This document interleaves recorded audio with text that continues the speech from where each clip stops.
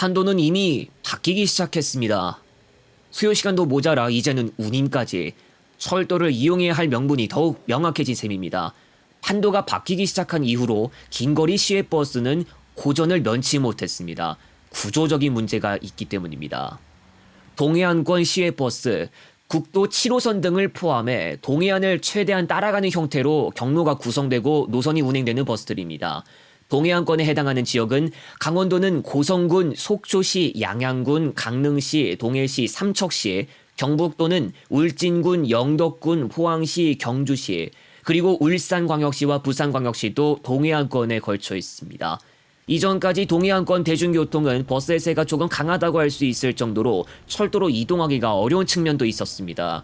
동해선 철도가 단절돼 있었고 동해안을 그대로 따라가는 장거리 열차조차 없었기 때문입니다.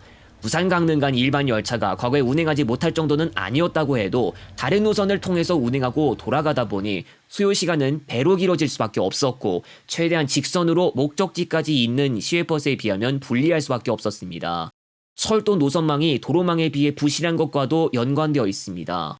단거리는 그래도 이어주고 있었는데 강릉 동해간이나 부산 울산 경주간은 물론 포항으로 가기도 하고 한때는 영덕 포항간만 운행하는 디젤 열차 RDC 무궁화호도 운행된 적이 있었습니다. 동대구역에서 출발하는 열차편까지 포함할 수 있겠죠. 이전까지는 영덕 부산간과 강릉 동해 삼척 해변간이 뚫려 있었다고 해도 완전 다른 행선지가 아닌 이상 기존까지는 최대한 단거리 위주로 열차들이 운행됐다 보니 동해안권 중장거리 수요를 처리하기가 곤란했습니다. 2025년 1월 동해선 삼척 영덕간이 개통되고 열차 운행 계통이 조정됐습니다. 이 과정에서 탄생한 계통이 바로 동대구 강릉간과 부전 강릉간 일반 열차들. 동대구역 착발 기준으로는 무궁화호와 동급이 누리로 열차도 투입되고 있습니다. 해당 열차들의 총 소요 시간은 다음과 같은데 시외버스와 함께 비교해서 보시면 좋습니다.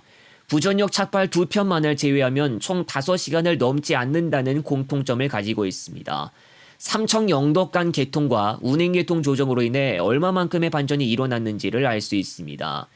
동해선이 준고속으로 운행할 수 있는 여건도 마련돼 있어 KTX 이음과 같은 열차가 투입될 수 있지만 아직은 일반 열차만 다니고 있습니다. 그럼에도 불구하고 특정 열차편 좌석이 모자란 경우가 심심찮게 일어나는 등 성과는 엄청났습니다. 동해선 삼척 영덕간이 이어진 이후 시외버스는 고전을 면치 못했습니다. 시외버스를 알려면 국도와 운임 등을 살펴봐야 합니다. 시외버스는 고속도로를 경유할 때와 국도를 경유할 때 운임이 서로 다른데 국도 운임이 비싸게 책정되고 있습니다. 이용객 입장에서 상대적으로 저렴한 운임의 혜택을 보기 위해서는 고속도로를 경유하는 비중이 많아야 유리합니다. 그러나 동해안권은 동해고속도로의 미완성 등으로 인해 국도 7호선에 의존해야 하는 비중이 그동안 적지 않았습니다. 최대한 짧은 거리로 이어주려고 해도 결국 운임이 더 비싸게 계산될 수밖에 없는 구조였다는 겁니다. 28인승 우등버스가 운행됨에도 일반 등급으로 배차를 등록해서 운영하는 구간도 있지만 이것도 비쌉니다. 동해안권 중장거리 시외버스들은 중간 경유 주수가 비교적 적은 편이 아닌 차량편들도 볼 수 있습니다. 경우에 따라선 총 소요 시간 5시간대인 차량편도 있는데 이것은 일반 열차보다 더 느립니다. 결국 이런 문제점들이 겹치고 겹치면서 경쟁력을 내줄 수밖에 없었고 한 운수사가 한 노선에서 철수하면서 운행 횟수가 줄어드는 경우도 발생했습니다. 특히 1, 1회나 2회 정도밖에 남지 않은 노선의 경우 존망 여부가 매우 불투명합니다.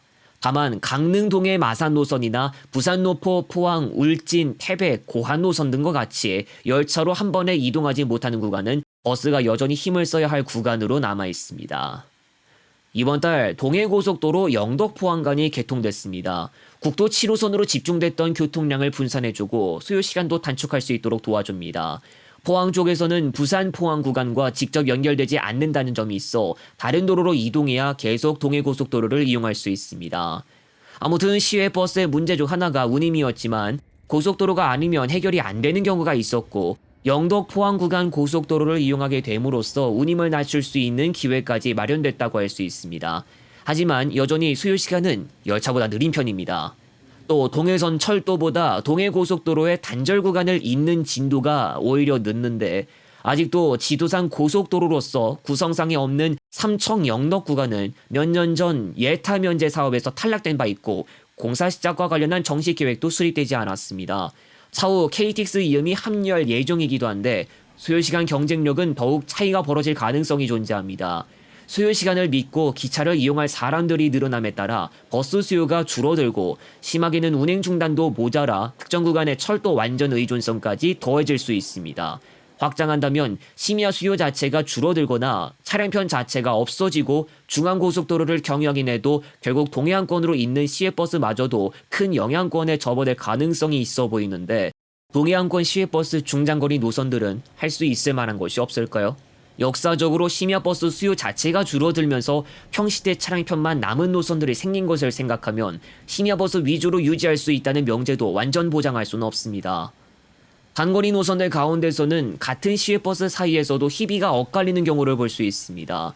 부산 포항간은 시외버스에 비해 동해선 기차가 얼마 편성되지 않아 시외버스를 타야 할 명분이 강한 편으로 자리 잡고 있습니다.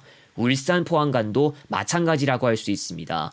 그러나 부산 울산간은 광역전철 열차 운행 개시 이후로 밀려나기 시작했고 2023년 부산 노포 울산간 시외버스가 운행을 중단하는 경우도 벌어졌습니다. 해운대로 가는 시외버스도 불투명해 보이며 광역버스의 경우 노포동으로만 이어주고 있는데 그나마 이 광역버스는 동해선이 직접적으로 닿지 않는 다른 지역으로 있는다는 것도 감안할 수 있습니다. 아직은 버스만으로 가능하지만 철도가 역시 예정되고 있는 속초 강릉간도 열차 운행 편수가 시외버스에 비해 매우 적다면 철도의 영향력이 상대적으로 강하지 않을 가능성이 있습니다. 한편 동해선은 KTX 이음의 합류도 계획되고 있으며 일반 열차와 함께 운행 편수가 늘어나는 효과도 얻게 됩니다. ITX 마음이나 누리로가 운행하는 구간과 동일하게 부전이나 동대구에서부터 강릉 방면으로 운행합니다. 2023년 중 나온 운행 개통 계획에 따르면 동대구발 강릉 완행 5차례, 부산발 강릉 완행 3차례, 화진포와 제진행 급행은 각각 2차례, 1차례로 설정됐으나 구체적으로 어떤 것을 KTX에 할당하는 것인지는 언급되지 않았습니다.